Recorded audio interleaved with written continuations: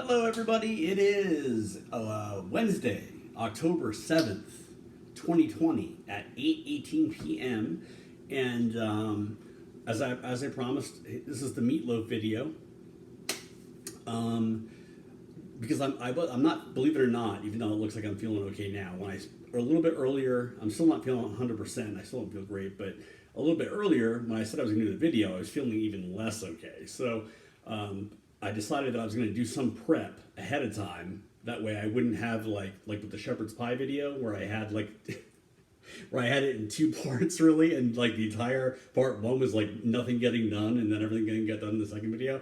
I wanted to avoid that and be a little bit more efficient this time. So I had everything kind of like prepped. I did my mise en place already. It's all set. So basically we're going to combine. I decided, actually I'm really excited about this because I bought some bacon at Smart and Final yesterday. And so that right there, I'm gonna put some bacon in this. I already have bacon, not bits, but they're little strips of bacon, little bacon, thingies like that, about that size right there. I'm also gonna put, because there's a lot to be said for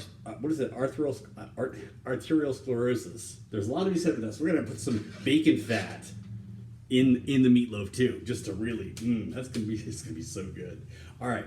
So, who cooks like that? Is it Paul and Dean that does all that? Rachel Ray, I think, is a little bit more healthy than Paul and Dean. I don't know if Gordon Ramsay might be like, here, let me take a teaspoon of bacon grease. I'll put that in there, and that's it. We're gonna put a lot in because you know what? Because it's good to eat. All right, so here we go. Basically what's going to happen is I'm going to grab a big mixing dish out of here, mixing bowl, which I already did. Okay, cool. And the first thing we're going to do, if you can see right here, we're going to put in our 1.5 pounds, or what is this right here? We have 1.2 pounds of ground beef, so just another pound is fine.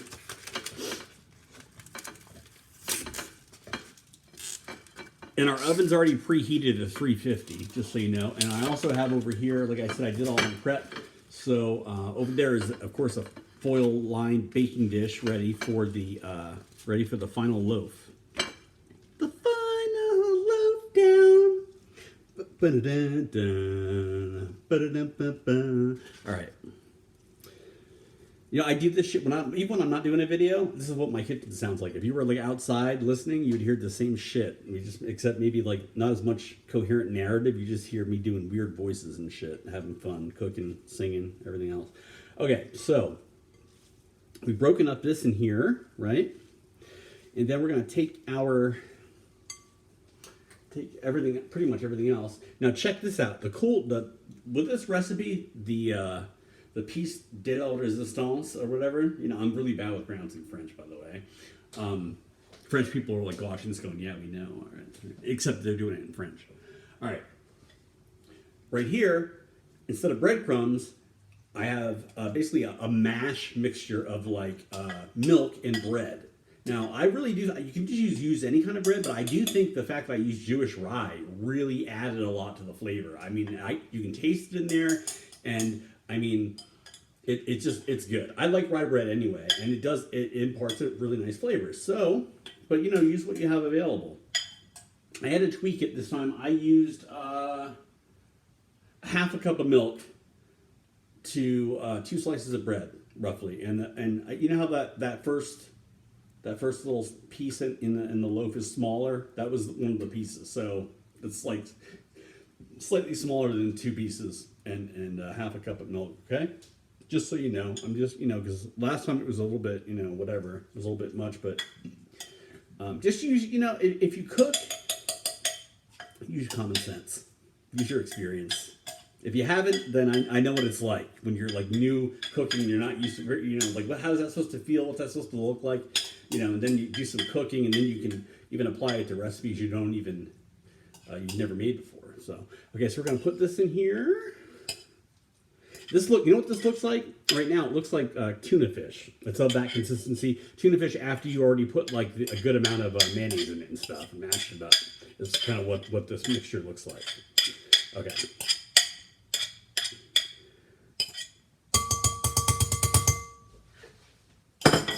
Let's see if I can show you real quick.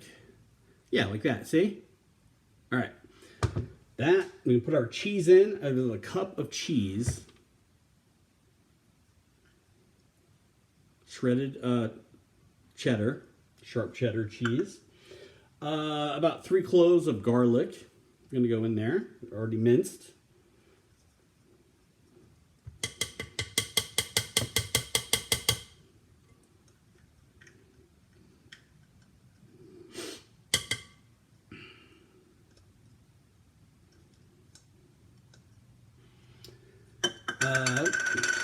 Our bacon, of course. This is going to be interesting. I mean, yeah, I'm just interested. Wow, because there's a lot of shit in here.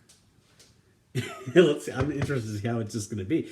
Okay, so, and then, of course, we want our tablespoon of Worcestershire, thereabouts, okay?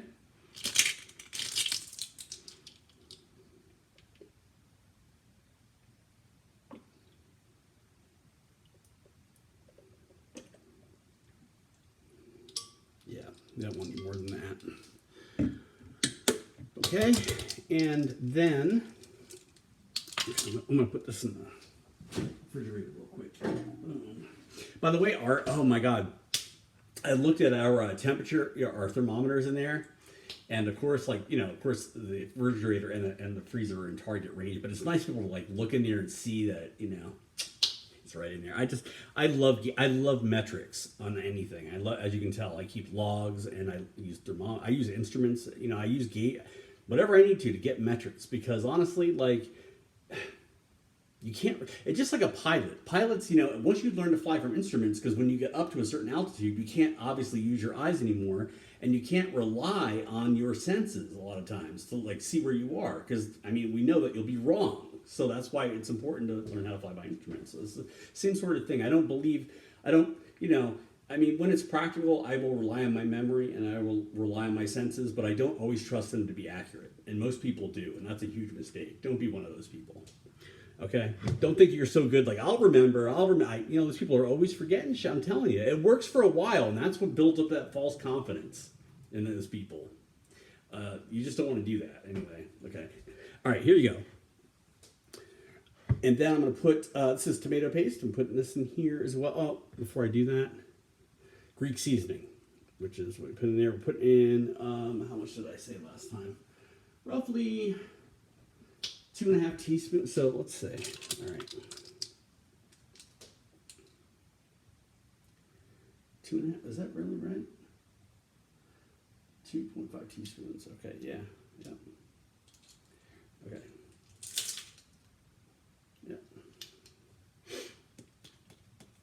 Yeah, that's about right. Well, maybe not exactly. Let's see. Maybe I misunderestimated. No, just kidding. Mr. Overestimated. Who said that? I think it was like yeah. Anyway, you don't want to really say that unless you're kidding around. Okay. You know what? Holy shit. I'm sorry. That's about what you want to do for this. You don't want to put in more than that. 2.5. I was full of crap on that. Okay. Basically what I'm saying is, okay, the reason I'm like flipping out over here is I had to guesstimate when I went back and wrote this recipe down for how I modified it. And I put that you should put 2.5 teaspoons of Greek seasoning when I really meant more like 1. So if anybody made that, I'm sorry if it came out a little bit too Greek. All right.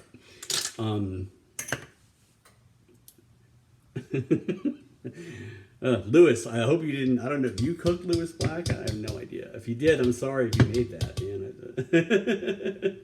it's been a Lewis Black couple days here in Apartment 38. I've been citing him a lot. Lewis, were you the dude that said blue pill celebrities take to relax? You know, that phrase came to my mind the other day as a joke, and I know it's not mine. Someone else said that somewhere, and I thought maybe it might have been Roger Rabbit. I'm like, no, that would have been in like anachronistic or whatever, like, you know what I mean, or whatever, you know. But anyway, so okay, so here we go. And then of course, this is what I forgot last time, is the egg, because this is really important. This is what holds the loaf together. egg in Coulter's loaf. Okay, all right, here we go. Hi, Coulter. Love you, baby. I haven't been talking to you like all day, and I really kind of feel bad about it. Shit's been going on. I hate when I can't make as much time for Coulter because I love my baby. All right, so what we're gonna do is we're gonna mix this up with my fingers, with your fingers, do all that, okay? Until we get a nice loaf going.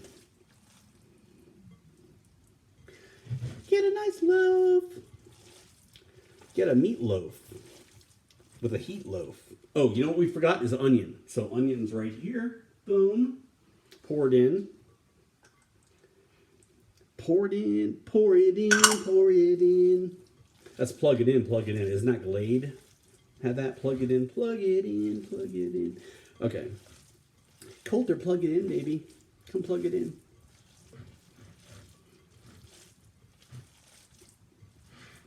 So, hot loaf, hot loaf, hot loaf, hot loaf meatloaf. Wow, the egg really does, I don't know if it's the egg, but that really does even change the mix. I didn't expect to notice that much of a difference in the texture. I'm going to move this out of the way and mix in front of the camera because it looks like I'm doing too much off camera right now. Okay. Here we go. Now, see, it looks like this there. It just, obviously, as you can imagine, you're not an American if you haven't ever fucking had your hands in ground beef before, God damn it. All right?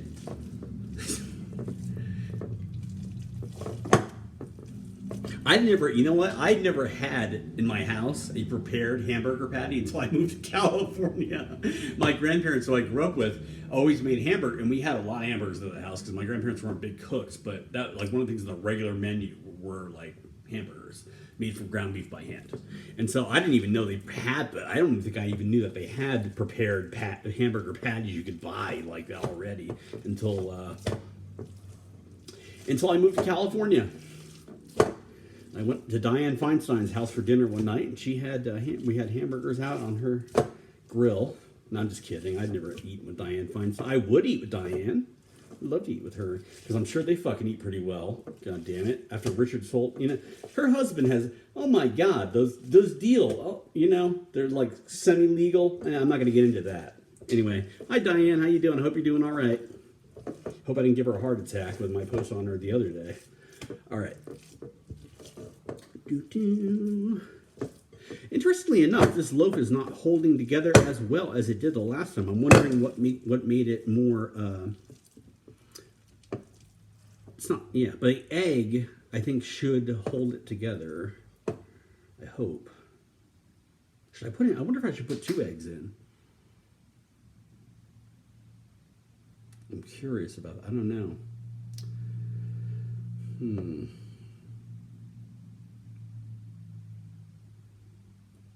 Well, no, because 1 egg should do it.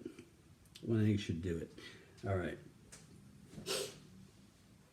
1 egg should do it, baby. 1 egg should do it.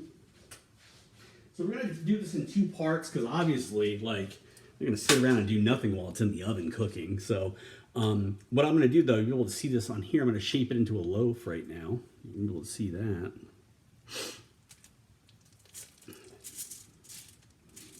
It's pretty much already there, but I'm gonna tweak it a little, Shape it with my hands, kind of like this is like that movie Ghost, I feel like I'm Patrick Swayze. No, just kidding. All right. Oh, that's a nice looking loaf. God, wow. I'm being serious. I'm not joking around. Like, that's pretty cool. Wow. It looks nice. I have an appreciation for, even if it's ground beef molded into a shape on a fucking baking dish. If it's done well, it's a beautiful thing to behold. All right.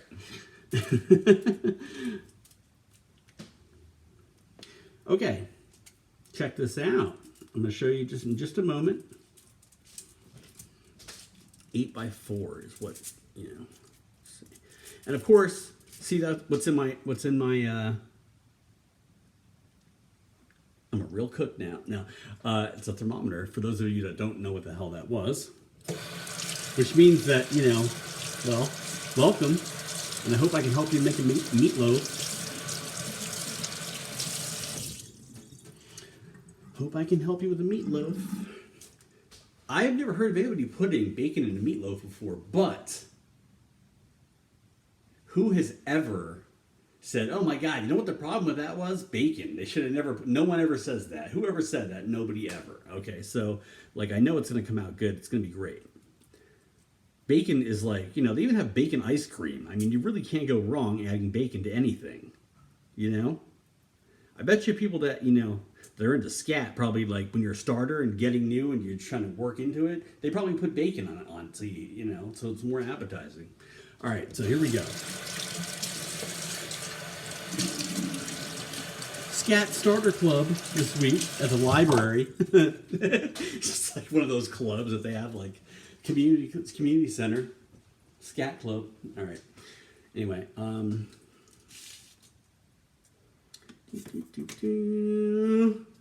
okay, I'm going to show you my loaf, my meatloaf.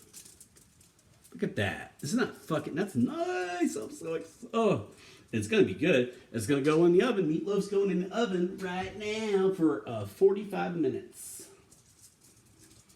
at 350.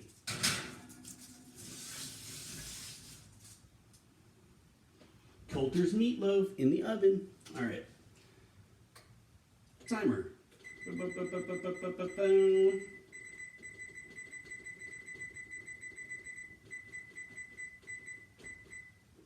Make sure I didn't forget anything.